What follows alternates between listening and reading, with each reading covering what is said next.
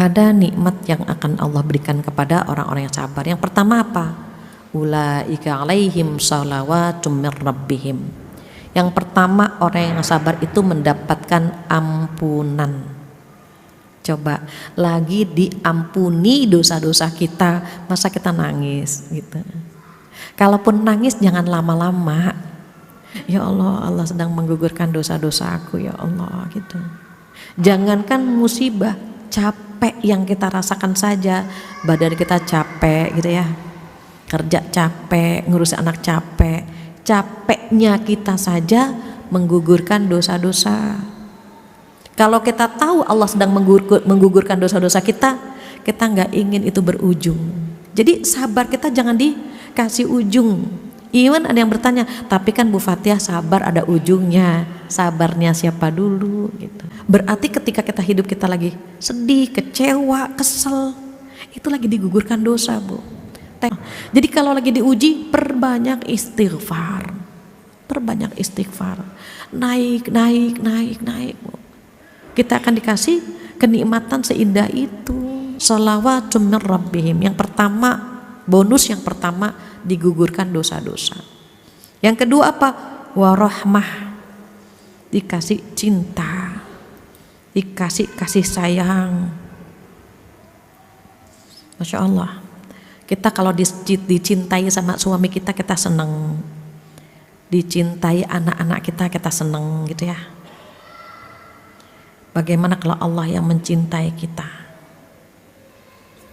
Rahmat Allah itu mantul. Kalau kita sedang bisa menyayangi suami kita, bisa menyayangi anak kita, bisa menyayangi orang tua kita, bisa menyayangi teman-teman kita, sesungguhnya pada saat itu rahmat Allah sedang turun. Nah, kenapa kita bisa sayang sama orang tua, sama anak, sama pasangan? Karena rahmat Allah sedang turun dan kita pantulkan kepada orang yang dekat sama kita. Maka saat apa kata beliau? Man la yarham la yurham. Barang siapa tidak pernah memberikan cinta, jangan berharap mendapatkan cinta. Dan aku khawatir cinta dalam dirimu diambil sama Allah. Na'udzubillah. Terus apa yang ketiga? Wa ulaika humul muhtadun. Yang ketiga, kata Allah, mereka lah orang-orang yang mendapat petunjuk. Jadi ujian itu, sabar dalam menghadapi ujian itu salah satu cara kita menjemput hidayah. Nikmat ya, dikasih hidayah lewat ujian, dikasih hidayah lewat kesabaran, dikasih hidayah karena kita redho dengan ujian Allah. Allah tahu mana yang sabar, mana yang tidak sabar, mana yang redho, mana yang tidak redho, Allah tahu. Maka nanti akan Allah pilih. Masya Allah, ini hambaku yang ini sabar, diangkat derajatnya. Oh fulana sabar, diangkat lagi derajatnya. Ada istilah naik kelas, tinggal kelas, di hadapan Allah pun demikian.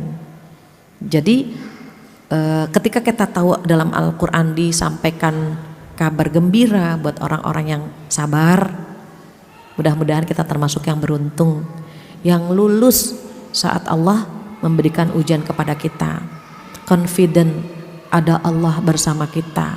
Kalau kita berpikir ada Allah bersama kita, entah bagaimana ada kekuatan, ya Allah, sebagaimana yang memberikan kenikmatan adalah Engkau ya Allah, maka ujian ini pun yang memberikan adalah Engkau. Kalau Engkau memberikan ujian, Engkau pula yang akan memberikan solusi buat hamba.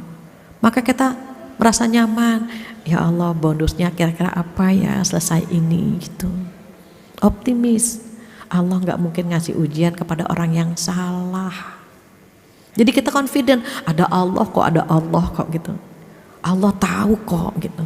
Itu yang pertama. Kalau kita ingin mengambil hikmah dari ujian yang ada.